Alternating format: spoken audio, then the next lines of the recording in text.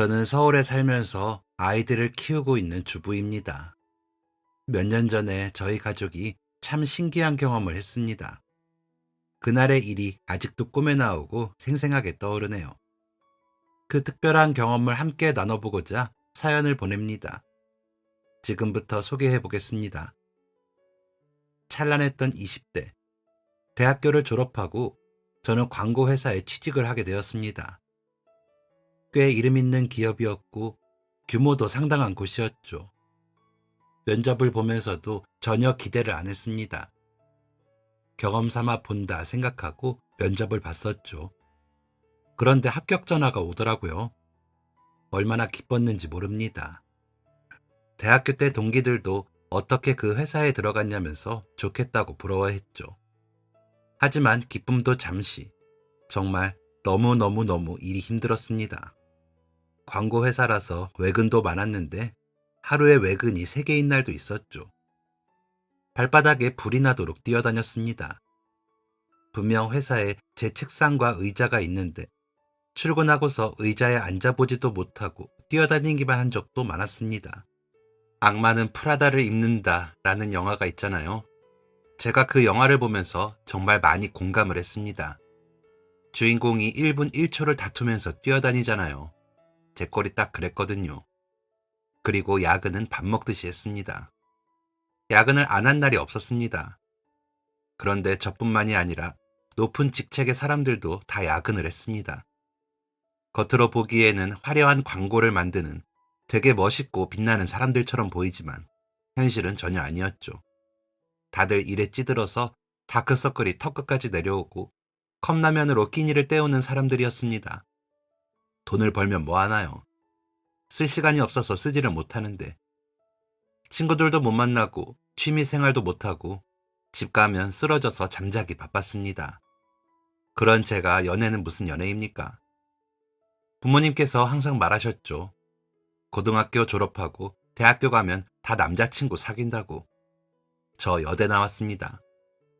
물론 여자애들 다른 학교 남자애들이랑 미팅 되게 많이 합니다. 그런데 그렇게 해서 잘 사귀는 애들은 거의 없더라고요. 대부분 그냥 하루 같이 재밌게 놀고 끝나는 듯 했습니다. 2~3번 정도 나가본 미팅에서 저도 마찬가지였고요. 그래서 동기 애들하고 결의를 다졌습니다. 우리 꼭 대학교를 졸업하면 남자 직원이 많은 회사에 가자고요. 그리고 거기서 꼭 사내 연애를 하자고요. 웃기죠? 그만큼 저희가 사랑받는 것에 목말라 있었나 봅니다. 대학만 가면 다 하는 줄 알고 공부만 열심히 했는데 여대에 갔으니 아쉬울 만도 하잖아요. 그런데 웬걸, 여대를 졸업한 저는 여자들만 가득한 여초 회사에 들어가게 되었습니다. 회사가 크다 보니까 물론 남자 직원도 많았습니다. 그런데 제가 일하는 부서는 전부 다 여자였습니다. 50대 부장님 한 분 빼고요. 촬영 다니고 미팅 다니면서 만나는 남자 사람들은 정말 스치는 인연이었습니다. 촬영할 때만 보고 끝인 사이였죠. 그리고 워낙 현장이 바빠서 친해질 기회도 없었고요. 이번 생의 연애는 물 건너갔구나 하면서 살았습니다. 그런데 저희 팀 팀장이었던 분이 갑자기 회사를 그만두게 되었습니다. 30대 중반의 여자였는데 임신을 하게 되었거든요. 29살 때 결혼해서 아이가 생기지 않아서 일만 하고 살던 중 갑작스럽게 아이가 찾아온 것이었습니다. 모두 축하를 해주면서 팀장님을 보내주었죠. 그런데 팀장님이 일을 좀 잘했어야 말이죠. 저 빈자리를 대체 누가 채울 것인가 걱정이 이만저만이 아니었습니다.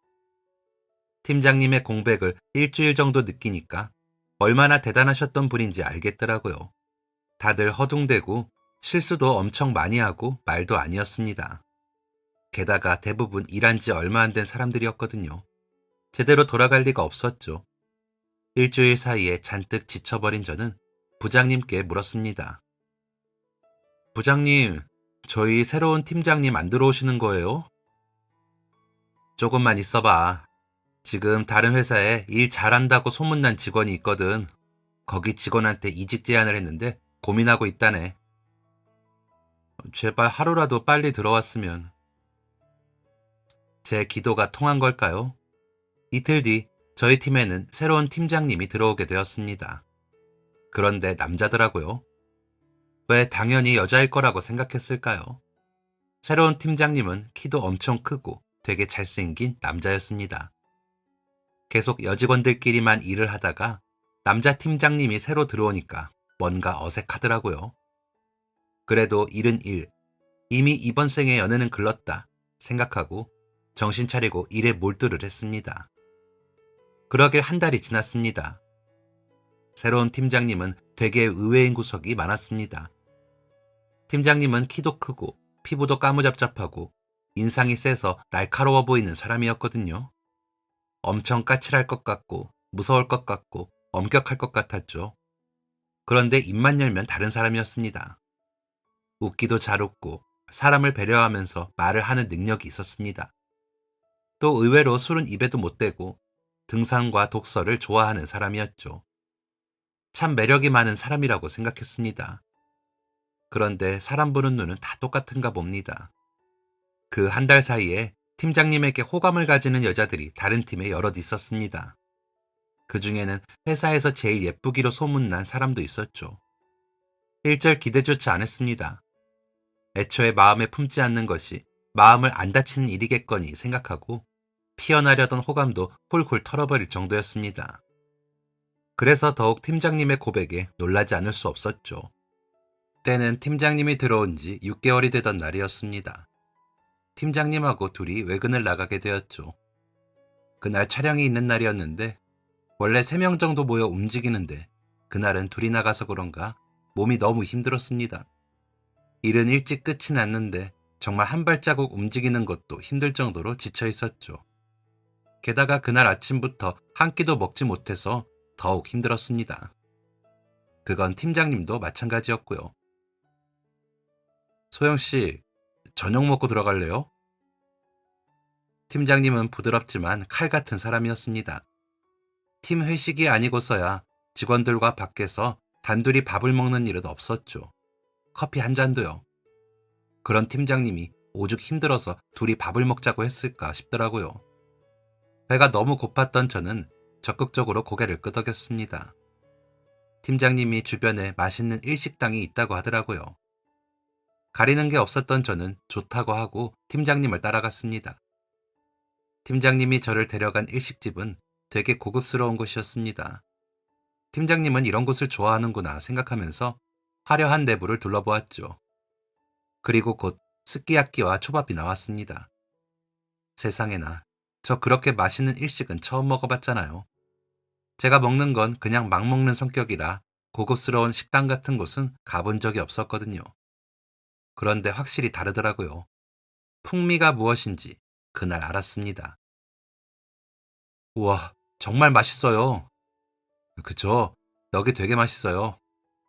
제가 사케는 많이 먹어본 적이 없지만 사케가 마구 땡기는 음식이네요. 사케 시켜줄까요? 아니에요. 혼자 술을 무슨 재미로 먹어요. 같이 먹어줄게요. 네? 팀장님이요? 네, 저 술 잘해요. 팀 회식할 때 단 한 번도 술을 안 먹었던 사람이었거든요. 술을 못 먹는다고 하더라고요. 맥주조차 입에 대지도 않았던 사람이 사케를 먹는다니 그동안 거짓말을 했나 생각했습니다. 곧이어 따끈한 사케가 나왔고 팀장님과 함께 홀짝 마셨죠. 그런데 술 잘한다는 말은 다 거짓말이었습니다. 한 잔 먹자마자 얼굴이 빨갛게 변하더니 세 잔쯤 먹으니까 혀가 완전 꼬이더라고요. 그만 먹으라고 했는데 오랜만에 사케 먹으니까 맛있다면서 무려 5잔을 먹었습니다. 아주 만취를 했더라고요. 횡설수설하고 팔도 비틀거리고 눈도 풀리고 그렇게 못 먹는 술을 왜 먹는다고 했나 싶었습니다. 남은 사케가 아까워서 혼자 홀짝홀짝 먹었죠. 팀장님은 앞에서 별의별 이야기를 다 하고 있었고요. 엉뚱한 얘기들이라 한 귀로 듣고 한 귀로 흘리고 있는데 갑자기 팀장님이 이런 말을 했습니다. 저 사실 소영 씨 좋아해요. 그래서 오늘 같이 밥 먹자고 한 거예요. 네? 팀장님, 지금 무슨 말씀을 하시는 거예요? 많이 취하셨어요. 몰랐죠? 저 소영 씨 진짜 많이 좋아하는데. 근데 내가 고백을 할 자신이 없어서. 팀장님? 자요? 큰일 날 사람인데 무슨 그런 말도 안 되는 소리를. 정말 말도 안 되는 말을 하고는 팀장님은 잠이 들었습니다. 15분가량 그렇게 잠든 팀장님을 멍하니 쳐다봤습니다. 원래 술 취하면 고백을 하나? 그게 주사라서 그동안 술을 안 먹었던 건가? 아니면 동명이인의 다른 소영이를 좋아하나? 이걸 내일 기억이나 할까? 정말 황당 그 자체였죠. 15분 동안 푹 잔 팀장님은 다시 해롱해롱한 상태로 깨어났고 대신 대리를 불러서 차에 태워 보냈습니다. 참 황당하고 긴 하루였죠. 다음 날은 쉬는 날이라 늦게까지 늦잠을 잤습니다. 그런데 자고 일어나 보니까 팀장님한테 엄청 긴 문자가 와 있더라고요. 어제 일이 기억이 나는가 보다 싶어서 피식 웃음이 나왔습니다. 예상대로 전날 있었던 일을 사과하는 내용의 문자였죠. 그런데 문자 맨 마지막에 이런 내용이 적혀 있었습니다. 그런데 어제 한 말들 다 진심이었어요. 소영 씨 좋아한다는 것도. 저는 제 입을 틀어막았습니다. 잘못 봤나 싶어서 몇 번이고 다시 봤는지 모릅니다. 그리고 그날부터 팀장님은 제게 마음을 표현하기 시작했습니다. 그런데 말이죠. 마음을 표현하는 게 저만 알게끔 표현하면 참 좋을 텐데 다른 직원들 다 알아차릴 정도로 대놓고 티를 내더라고요. 좋아하는 거야 본인 자유라지만 저는 팀장님을 좋아하는 게 아니었잖아요. 그런데도 아주 적극적으로 회사에 소문이라도 내고 싶은 마냥 엄청 챙겨주기 시작했습니다. 예를 들면 말이죠. 소영씨 커피 마셔요. 출근하면서 사왔어요. 팀장님 뭐예요? 저희 커피는 없어요? 네, 없습니다. 이러거나 소영씨 회사 뒤에 새로운 고깃집이 생겼더라고요. 끝나고 갈래요? 제가 살게요. 팀장님, 그럼 우리 오늘 다 같이 회식하는 거예요? 아닙니다. 이러길 태반이었죠. 이러니 사람들이 모를 리가 있겠어요. 일주일 만에 회사 전체에 소문이 났습니다. 저는 졸지에 회사에서 제일 인기 많은 남자의 사랑을 받는 신데렐라가 되었죠. 탕비실 갈 때마다 수근수근, 회사 출근할 때도 수근수근, 아주 귀가 간지러울 정도였습니다. 그럴 바에는 그냥 확 사귀어버릴까 생각도 했습니다. 그런데 사내 연애는 하는 게 아니라던 대학 동기들의 말에 고민이 많이 되었죠. 게다가 어디서나 튀는 팀장님과의 연애라면 더더욱이 관심을 많이 받을 테고요. 그런데 제가 팀장님과 만나보고 싶다고 생각한 결정적인 사건이 있었습니다. 팀원들하고 촬영을 나갔었는데 그때 촬영지에서 사고가 있었어요. 조명이 쓰러지는 아주 위험한 사고였는데 하필 그때 어린이 모델이 조명 밑에 있었거든요. 정말 큰일 날 뻔한 사고였는데 그때 제 옆에 있던 팀장님이 정말 슈퍼맨처럼 몸을 날려서 모델을 보호하고 대신 다쳤던 사고가 있었습니다. 천만다행으로 팀장님 바로 옆쪽으로 떨어지긴 했지만 넘어지는 조명에 팔이 긁혀 피가 많이 났었죠.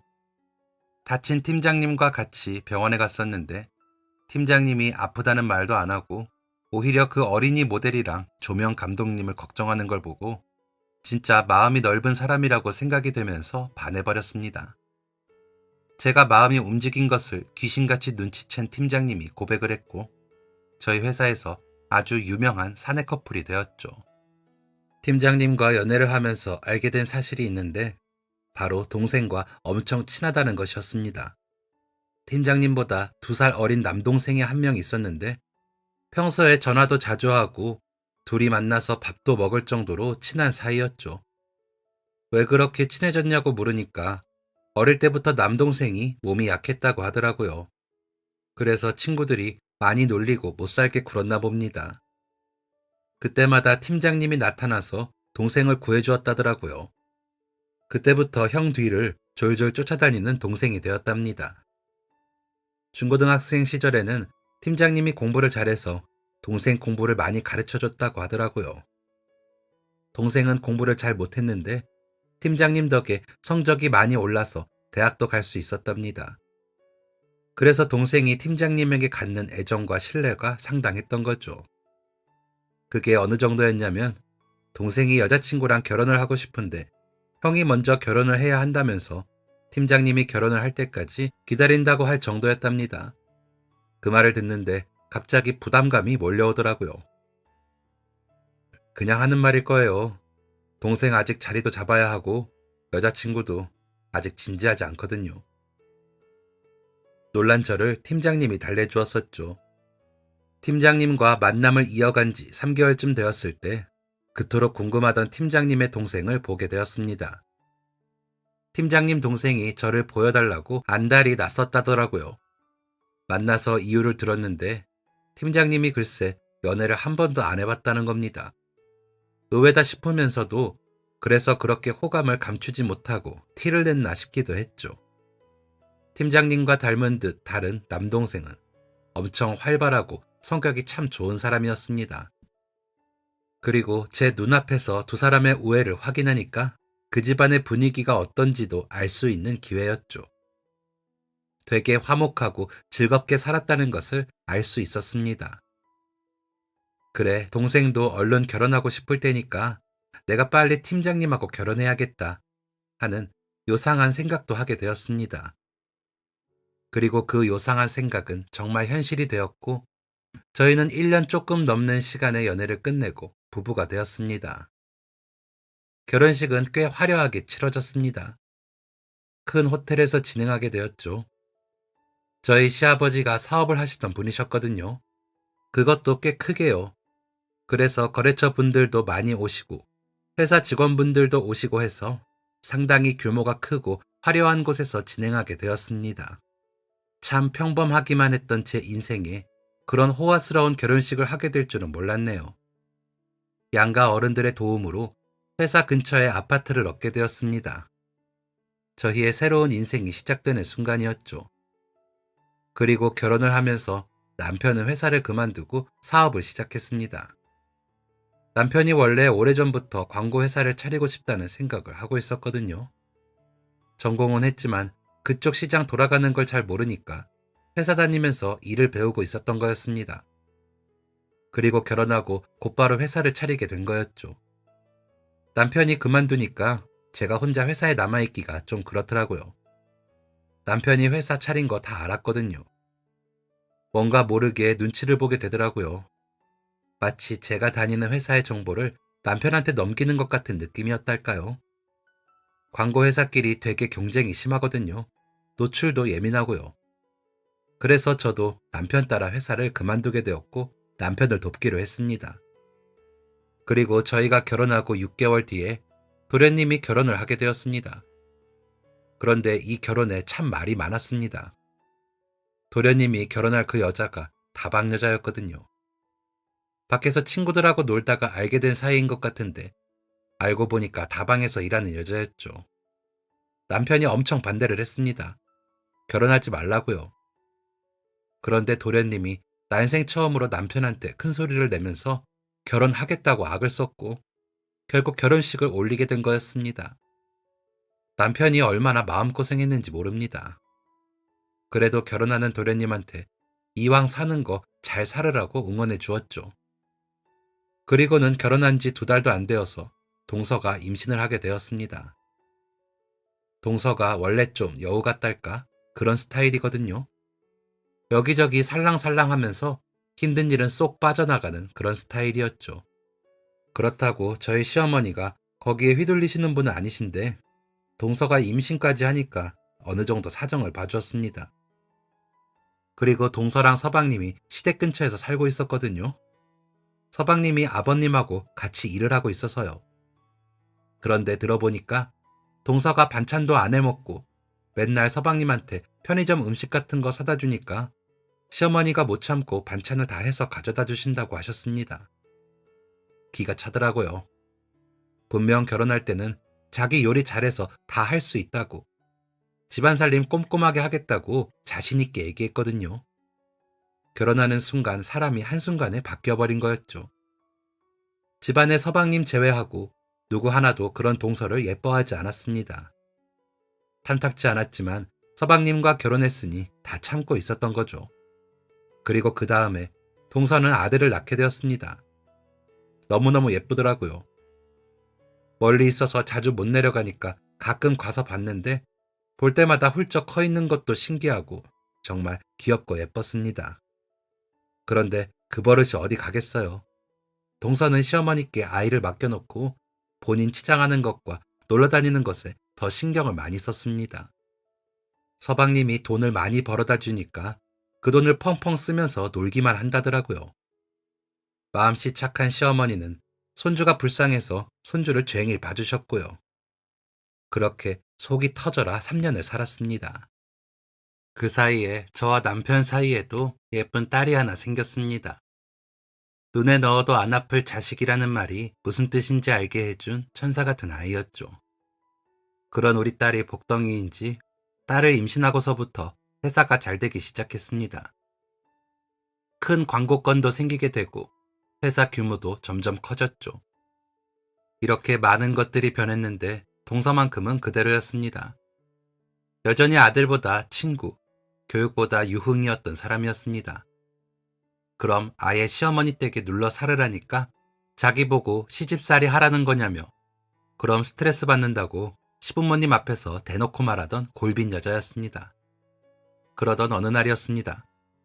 저는 집에서 아이를 보고 있었고 남편은 회사에서 일을 하고 있었습니다. 그런데 집으로 전화 한 통이 오더라고요. 받아보니까 시어머니였습니다. 소영이니?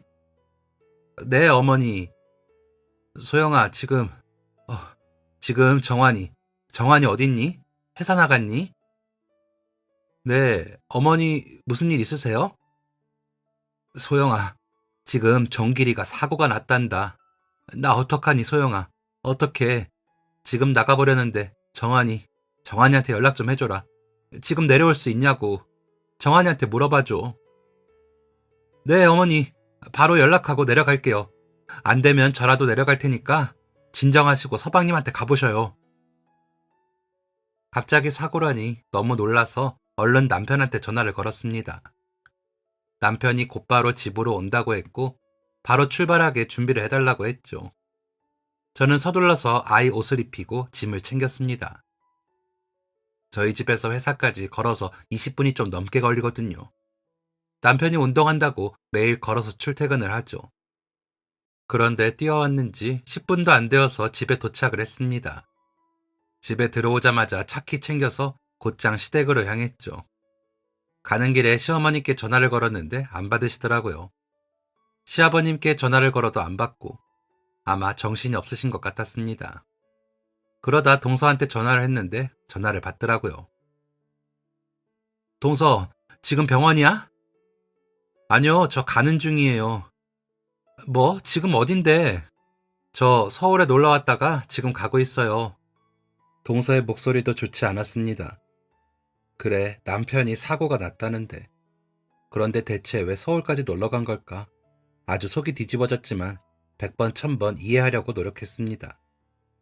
저는 시댁 근처에 있는 병원들에 다 전화를 돌렸습니다. 그러다가 시어머니와 통화를 할 수 있었고 서방님이 수술을 하고 있다는 사실을 듣게 되었죠. 남편은 말 한마디 하지 않고 운전만 했습니다. 그 표정에 걱정과 긴장이 가득하다는 것을 저는 알 수 있었죠. 병원에 도착해서 서방님이 다친 연유를 듣게 되었습니다. 시아버님하고 서방님하고 일을 하고 있던 중이었답니다. 그날 거래처 공장에 볼 일이 있어서 두 분이서 함께 가셨다더라고요. 2층으로 되어 있는 공장이었는데 2층을 지나고 있었답니다. 난간이 그냥 쇠파이프 같은 걸로만 되어 있어서 안 그래도 위험해 보인다 생각은 했는데 맞은편에서 앞을 보지 않고 물건을 옮기던 직원을 피하려다가 그만 서방님이 1층으로 추락하는 사고가 일어났다는 겁니다. 팔다리도 골절되었고 머리까지 다친 그야말로 멀쩡한 곳이 없기에 온몸을 다쳤다더라고요. 너무 무섭고 서방님이 걱정돼서 눈을 질끈 감았습니다. 남편은 오죽했겠어요. 손을 덜덜 떨면서 수술실 앞에서 멍하니 앉아 있었습니다. 그로부터 한참이 지나고서야 동서가 또 갖고도 소리를 내며 오더라고요. 본인도 멋쩍긴 한가 봅니다. 그 짙은 화장과 옷차림을 보다 못한 시어머니가 여기는 우리가 지킬 테니 집 가서 옷을 갈아입고 오라고 했습니다. 편한 차림의 동서가 다시 돌아올 때까지도 서방님의 수술은 끝나지 않았고 수술실에 들어간 지 10시간이 되어서야 수술실 문이 열렸습니다. 마스크에 가려진 의사 선생님의 눈이 무엇을 의미하는지 알 수 없어서 더 긴장이 되었습니다. 의사 선생님이 최선을 다했지만 이라고 운을 띄웠고 시어머님은 그 자리에 주저앉으셨습니다. 서방님은 그렇게 허무하고 안타깝게 세상을 떠났습니다. 그날 이후 저는 아이와 함께 한동안 시어머니 곁에 남아있기로 했습니다. 도저히 그 모습을 보고 돌아설 수가 없겠더라고요. 남편도 3일에 한 번꼴로 내려와서 시부모님을 살폈습니다. 그런데 이게 어떻게 된 일인지 설상가상으로 시아버님의 회사가 부도 위기에 처하게 되었습니다. 시아버님 사업이라 저도 남편도 정확한 내막은 알 수가 없었지만 굉장히 심각한 것 같더라고요. 재정 상태가 말도 안 되게 심각한 상황인 것 같았고 아버님이 가지고 계신 재산까지도 모두 팔아야 하는 상황이었습니다. 이 사실에 어머님은 드러누우셨고 아버님은 속수무책으로 회사가 망해가는 것을 보고만 있을 수밖에 없으셨습니다. 그러던 어느 날이었습니다. 동서가 연락이 안 되더라고요. 아침 대바람부터 자기 아들을 시댁에 맡겨놓고 나가더니 연락을 안 받는 겁니다. 시어머님 드러 누워있고 아버님은 아침부터 술 드시고 있는 걸 뻔히 봤으면서 말이죠. 밤 10시가 되어서 시조카가 잠들고서도 연락을 안 받았습니다. 또 어디서 술 먹고 늦게 들어오는 건가 싶었죠. 그때였습니다. 어머, 소영아, 이게 뭐니? 시어머님이 동서가 주고 간 아이 가방에서 뭔가를 발견했습니다. 흰 A4 용지에 적은 편지였습니다. 내용인즉슨 아이를 못 키우겠다는 거였습니다.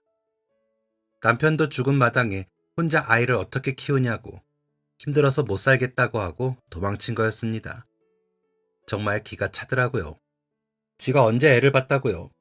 애는 저희 시어머니가 다 봤는데 자기는 놀러만 다녔으면서 대체 뭐가 힘들다고 애를 못 보겠다고 해요. 아이한테 애정이 없다는 건 알고 있었지만 그 정도인 줄은 몰랐습니다. 그 야밤에 저와 시어머님은 동선의 집으로 쳐들어갔습니다. 그 집도 시댁에서 해준 집이었거든요. 아무리 초인종을 눌러도 나오지 않더라고요. 어머님이 혹시나 하는 마음에 동서 생일을 눌러봤더니 열려서 들어갔는데 글쎄 자기 짐을 모두 다 챙겨서 도망간 것이었습니다. 무슨 도둑이라도 든 마냥 집은 엉망진창이었죠. 아직 서방님의 짐이 그대로 있는 그 집에서 홀랑 내빼버린 거였습니다. 문득 서방님의 보험금이 떠오르더라고요. 서방님 돌아가시고 얼핏 들었는데 서방님 앞으로 어마어마한 보험금이 나왔다고 했습니다. 동서가 그 보험금을 모두 다 챙겨서 떠나버린 거였죠. 집에 사람 하나 잘못 들여서 꼴이 이게 뭐니 이게. 어머님은 개미만한 소리로 중얼거리고는 바닥에 주저앉으셨습니다. 그리고 얼마 뒤 시아버님의 사업도 완전히 주저앉고 말았습니다. 60평대 고급 아파트에 살고 있던 시댁은 집도 차도 건물도 모두 다 팔고 시아버님이 어렸을 때 사셨던 20평대 낡은 주택으로 들어가게 되었습니다. 너무 한순간에 일어난 일이라 현실감이 없더라고요. 이게 진짜인가 싶더군요. 저는 시댁에 남아서 이사 도와드리고 집 정리도 좀 도와드렸습니다. 너무 오래 비워둔 집이라 치울 게 이만저만이 아니었습니다. 어느 정도 정리를 끝내고 시어머님도 다시 기력을 차리게 되셨습니다. 그리고 졸지의 부모를 잃게 된 시조카가 덩그러니 남게 되었죠. 어머님, 저희가 데려가서 키울게요. 아니다, 내가 키울게. 도균이 내 손 많이 타서 내가 편할 거다. 아니, 그래도 어머님 힘드시잖아요. 아니야, 힘들긴 뭐가 힘들어. 우리 도균이 보는 낙이라도 있어야 내가 살지. 도균이는 두고 가라. 내가 알아서 잘 키울 테니까. 동서 품보다 할머니의 품을 훨씬 더 좋아했던 시조카도 가족 중에 시어머님을 제일 편하게 생각하는 것 같았습니다. 그래서 시어머니 곁에 시조카를 두고 다시 서울로 올라오게 되었죠. 그날 이후 시아버님의 건강이 많이 안 좋아지셨습니다. 아무래도 매일같이 과음을 하시니까 그러셨겠죠. 밥도 안 드시고 술만 드시고 그렇게 점점 아버님의 모습은 변해갔습니다. 목소리도 달라지시고 외형은 말할 것도 없었죠. 그렇게 1년을 시름시름 앓으면서 사시더니 결국 아버님마저 세상을 떠나셨습니다. 비극이 아닐 수 없었습니다. 저와 남편은 남은 시어머님이 너무 걱정이 되었습니다. 서울로 모시려고 여러 번 말씀드렸었죠. 그럴 때마다 어머님은 거절을 하셨습니다. 내가 너무 화려하게 살았나 보다. 지금은 이게 편해. 이 낡은 집에서 도균이랑 둘이 따뜻한 밥 지어 먹고 그거면 충분하다. 너무 걱정들 말거라.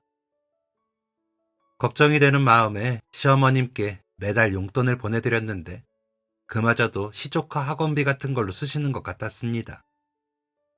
제가 보름에 한 번은 내려가서 시어머니하고 시조카를 살폈습니다. 시조카 옷도 사가고 장도 봐서 냉장고도 채워주고 시어머님 필요한 거랑 영양제도 채워드리고 했죠. 그래도 시간이 갈수록 시어머님의 얼굴이 좋아지셨습니다. 시조카와 아주 잘 지내시는 듯 했고 마음이 한결 놓였죠. 그런 시조카가 어느새 초등학교에 입학하게 되었습니다. 참 긴 시간 동안 많은 사람이 고생했는데 그제서야 평화를 찾은 느낌이었죠. 초등학교에 들어간 시조카는 참으로 의젓한 아이였습니다. 사실 가장 힘들었던 게 그 아이가 아니었을까 싶더라고요. 아버지는 돌아가셨지. 어머니는 도망갔지. 집이 망해서 갑자기 생활이 어려워졌고 급기야 할머니와 둘이 남게 되었으니까요. 정서적으로 불안했을 테고 속상하기도 했을 겁니다. 그런데도 엄청 야무지고 똘똘한 아이로 자라주었습니다. 많은 사랑을 필요로 할 나이에 충분히 사랑을 주지 못한 게 아닌가 싶어서 마음이 안 좋았지만 씩씩하게 자라준 아이가 대견하기도 했습니다. 그래서 시조카 입학식 날은 남편까지 회사를 쉬고 내려가서 같이 축하해 주었었죠. 초등학교 들어가면 손이 갈 일이 많아서 시어머님께서 힘드셨을 법도 한데 이제껏 그래왔듯이 힘들다 소리 한 번을 안 하시고 정말 훌륭하게 손주를 돌보셨습니다. 저런 어른이 되고 싶다고 생각했을 만큼 시어머님은 참된 어른이셨죠. 그런데 그렇게 힘든 시간은 다 끝난 줄만 알았는데 예상치 못한 일이 일어나게 되었습니다. 여보, 어떡하지? 우리 회사 문 닫아야 할 것 같아. 남편의 회사가 어렵다는 것은 알고 있었습니다. 광고계라는 게 참 판이 빨리빨리 바뀌는 곳이거든요. 트렌드도 빨리 읽어야 하고 남들보다 기발해야 하고 남들보다 뛰어나야 하는 게 맞습니다. 남편의 실력은 제가 보증합니다. 제가 아는 광고인 중에서 가장 일을 잘했고 그의 실력은 부족하지 않았습니다. 하지만 실력만으로 사업을 할 수는 없는 거더라고요. 실력이 빛을 볼 수 있었던 것은 잠깐뿐이었습니다. 아주 찰나였습니다. 그 찰나를 믿고 저희는 안도를 했고 안도를 하는 동시에 실적은 점점 떨어지게 되었습니다. 남편이 힘들어하는 모습을 보는 것만큼 괴로운 일은 없었습니다. 점점 일거리가 줄어들더니 급기야 회사 문을 닫아야 하는 위기에 처해 있었습니다. 그러는 와중에 시어머님이 병원에 입원하게 되셨습니다. 왜 항상 안 좋은 일은 한꺼번에 몰려오는 걸까요? 어느 날 시조카가 집 전화로 저에게 전화를 걸었습니다. 너무 무섭다고 빨리 좀 와달라는 전화였습니다. 무슨 일이냐니까 시어머님이 쓰러지셨다는 겁니다. 그때 애가 9살이었거든요. 일단 119에 전화를 하고 잠시만 기다리라고 했습니다. 그때 무슨 정신으로 내려갔는지도 모르겠습니다. 혼자 병원에 앉아있는 시조카 끌어안고 이 안에서 엉엉 울었습니다. 시어머님이 쓰러지신 이유는 암이었습니다. 그것도 대장암 말기요. 왜 병원에 안 왔냐고 의사 선생님한테 혼이 났습니다. 죄책감이 들더라고요. 시어머님 안 돌보고 뭐 했나 싶어서 너무 속이 상했습니다. 그걸 왜 몰랐을까? 뭐가 바쁘다고 그런 것도 안 챙기고 살았을까? 제 자신이 너무 한심해졌습니다. 딸 아이는 남편이 서울에서 보고 저는 시어머님 곁을 지키며 시조카를 돌봤습니다. 갑자기 사는 게 뭔지 싶더라고요. 길게 산 건 아니지만 돈도 전부가 아닌 것 같고 일도 전부가 아닌 것 같고 회의감이 느껴졌습니다. 그러길 일주일, 시어머님은 더 버티지 못하셨습니다. 시어머니마저 저희 손을 놓고 떠나버리셨습니다. 그때 정말 얼마나 울었는지 모릅니다. 시어머님만큼은 오래오래 저희와 함께 하실 줄 알았거든요. 참 밝고 예쁜 꽃 같았던 저희 시어머니였는데 그렇게 한순간에 져버리다니 믿을 수가 없었습니다. 정말 많이 힘든 시간들이었습니다. 저는 남편에게 말했습니다. 우리 회사 그냥 그만하자. 지금 그만둬도 빚더미잖아. 도균이 데리고 다시 시작하자. 끝내 남편은 회사를 놓아주기로 했습니다. 그동안 붙잡고만 있느라 빚만 늘고 있었거든요. 결국 회사 문을 닫고 남편과 상의 끝에 집을 팔고 시어머님과 도균이가 살던 집으로 내려가기로 했습니다. 집을 팔아서라도 빚을 좀 메워야 하는 상황이었거든요. 서울에 작은 집 월세로 얻어서 내 식구 아등바등 사느니 그냥 다 정리하고 시댁으로 가기로 한 거였습니다. 완전히 새 삶이었습니다. 저도 남편도 딸아이도 시조카도요. 다시 시작하기로 마음먹었습니다. 긍정적으로 무너지지 말고 처음부터 다시 잘 시작하기로 했습니다. 남편은 전공과 무관한 근처 회사에 취직을 해서 다니게 되었습니다. 저는 집에서 아이들을 돌보게 되었고요. 그렇게 6개월이 흘렀습니다. 어느 정도 그 집에 적응을 하게 되었고 저희 딸도 그 생활에 점점 익숙해지고 시조카와 저희도 정말 가족처럼 많이 편해지고 가까워졌습니다. 그리고 2월의 어느 날이었습니다. 저희 시조카 생일이 2월이거든요. 없이 사는 형편이었지만 생일만큼은 잘 챙겨주고 싶었습니다. 도균아, 생일 선물로 갖고 싶은 거 있어? 실내화요. 실내화 작아졌어요.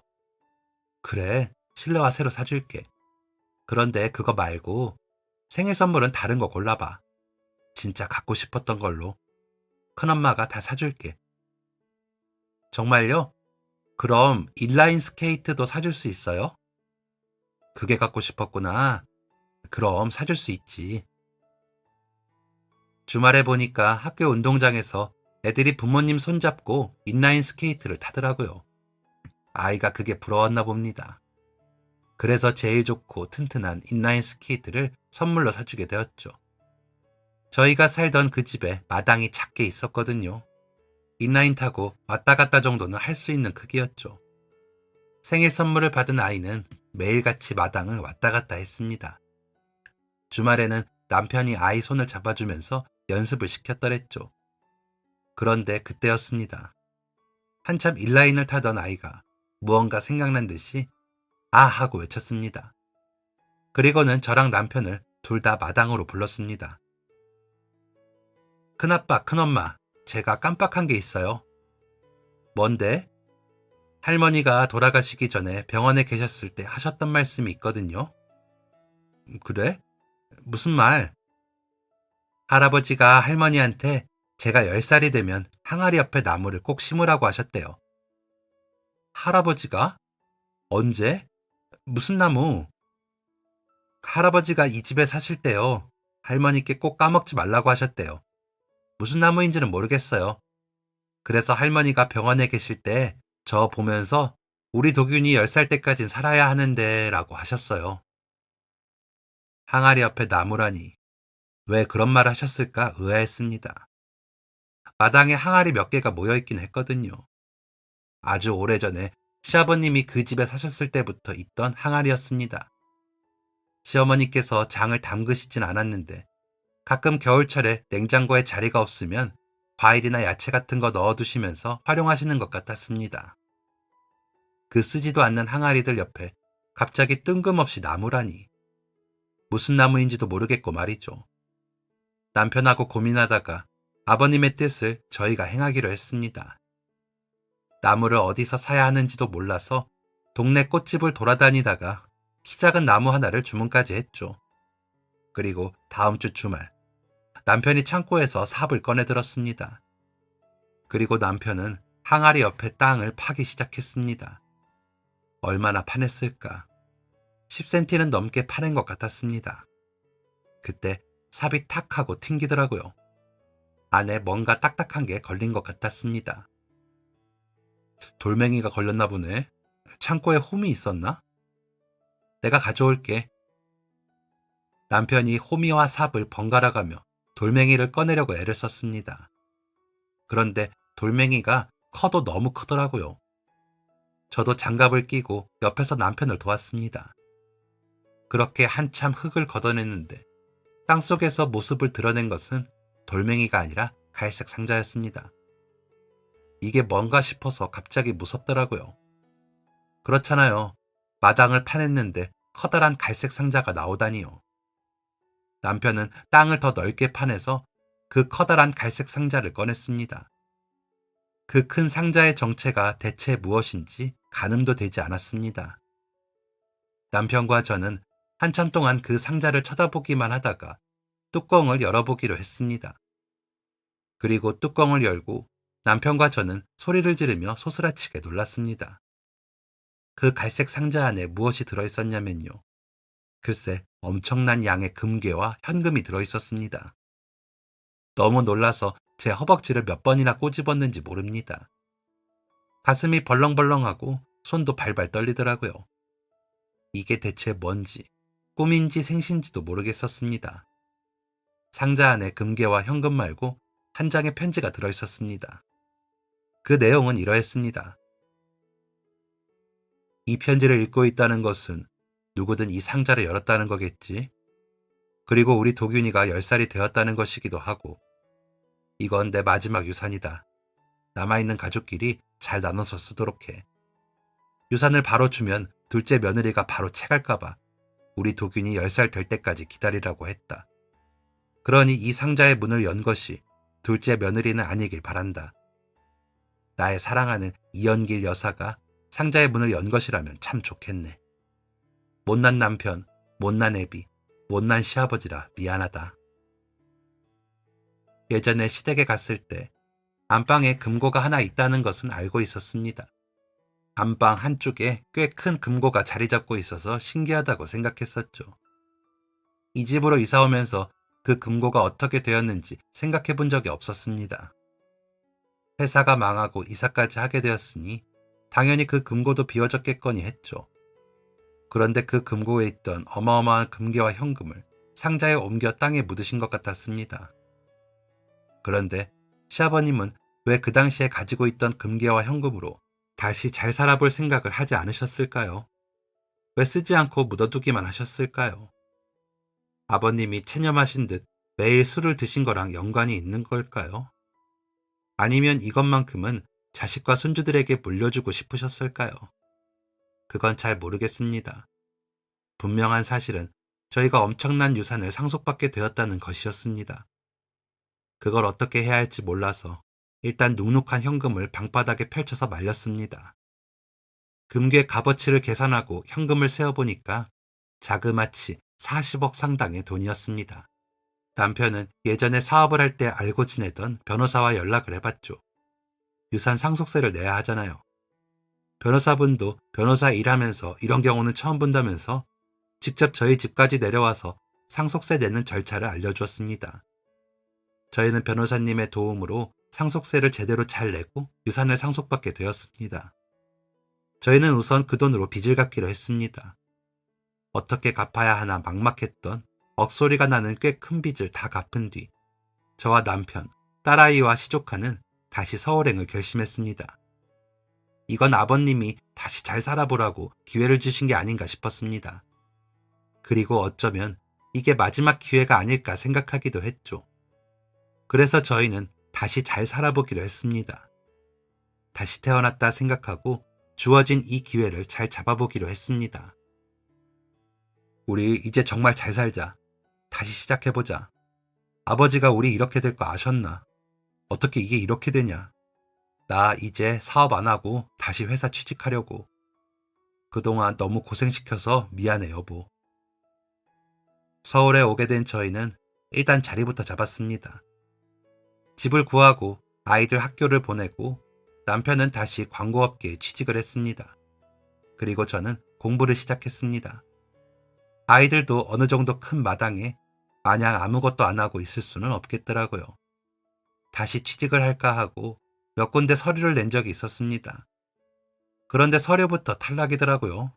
애 있는 경력 단절 엄마는 취급도 안 해주나 봐요. 딱 한 군데 면접을 봤었는데 거기서도 면접 질문이 애가 있는데 어떻게 회사 일을 하냐는 질문이었습니다. 그래서 회사고 뭐고 생각도 안 하고 공인중개사 공부를 시작했습니다. 원래 부동산 쪽에 관심이 많았거든요.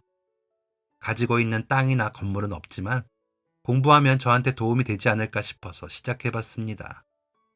육아와 병행하면서 하려니까 쉽진 않았지만 남편이 많이 도와주었고 공부 시작한 지 2년 만에 합격을 하게 되었습니다.